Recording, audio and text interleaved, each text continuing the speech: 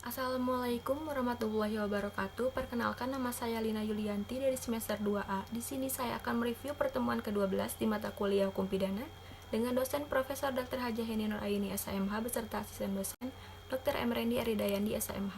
Nah, jadi pada pertemuan kali ini saya akan melanjutkan pembahasan sebelumnya mengenai bab 6, yaitu tentang kesalahan atau pertanggungjawaban pidana pada bagian 3, yaitu kealpaan atau kulpa, merupakan kebalikan dari kesengajaan atau dapat juga disebut dengan kurang hati-hati, yang terdiri dari kealpaan disadari dan kealpaan tidak disadari.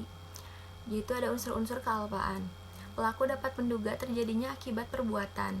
Dalam hal ini ada hubungan batin dari pelaku dengan akibat yang timbul dari perbuatannya, sehingga pelaku dapat menduga tetapi pelaku kurang hati-hati. Dan yang kedua itu pelaku kurang hati-hati. Nah, lalu ada bentuk-bentuk kealpaan. Yang pertama itu ada kealpaan berat, lalu yang kedua kealpaan ringan, yang ketiga yaitu kealpaan disadari. Pelaku dapat membayangkan atau memperkirakan kemungkinan timbulnya akibat dari perbuatannya. Lalu yang keempat itu yaitu pelaku tidak dapat membayangkan akibat yang mungkin timbul dari perbuatan yang dilakukannya. Nah, lalu ada kemampuan bertanggung jawab, yaitu keadaan batin atau jiwa seseorang yang sehat dan normal ketika melakukan tindak pidana. Jadi cara menentukan kemampuan bertanggung jawab itu ada 3. Yang pertama, sistem deskriptif, yaitu menyatakan. Lalu yang kedua ada sistem normatif, yaitu menilai. Yang ketiga, sistem deskriptif normatif, gabungan antara yang pertama dan yang kedua.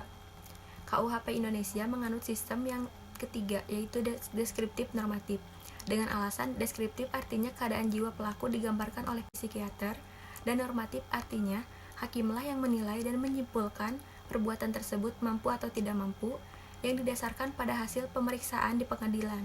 Tidak mampu bertanggung jawab untuk sebagian, yaitu suatu keadaan tertentu dari pelaku yang disebabkan keadaan jiwa, sehingga untuk sebagian dinyatakan tidak mampu bertanggung jawab. Yang pertama itu kleptomania, yaitu penyakit jiwa yang berupa dorongan yang kuat untuk mengambil barang atau benda milik orang lain, tetapi pelaku sendiri tidak menyadari bahwa perbuatannya terlarang atau melanggar hukum. Lalu yang kedua, piromania, yaitu penyakit jiwa yang berupa kesukaan untuk melakukan pembakaran tanpa alasan. Lalu yang ketiga itu klaustrofobia, yaitu penyakit jiwa yang berupa ketakutan untuk berada di ruang yang sempit. Yang ketiga, nymphomania, yaitu penyakit jiwa pada seorang laki-laki yang jika bertemu wanita selalu berkeinginan untuk berbuat tidak senonoh. Jadi orang-orang yang mempunyai penyakit jiwa seperti tersebut dianggap tidak mampu bertanggung jawab sebagian, yaitu ketika dibuktikan bahwa perbuatan tindak pidana yang dilakukannya ada hubungan dengan penyakitnya, tetapi untuk perbuatan lainnya jiwanya normal, sehingga perbuatan tindak pidana di luar penyakitnya dapat dimintai pertanggungjawaban pidana. Nah, lalu yang terakhir ada keadaan mabok atau bisa disebut dengan intoxication. Di Indonesia adalah bukanlah kebiasaan masyarakat umum yang berbeda dengan di Eropa dan Amerika. Jadi, untuk perbuatan mabok harus ada alasan dan latar belakang yang jelas. Dalam hal pelaku melakukan mabok secara sengaja supaya berani dan tidak malu dalam melakukan kejahatan atau tindak pidana adalah termasuk kesengajaan dan dapat dipertanggungjawabkan segala konsekuensi dan akibat dari perbuatannya.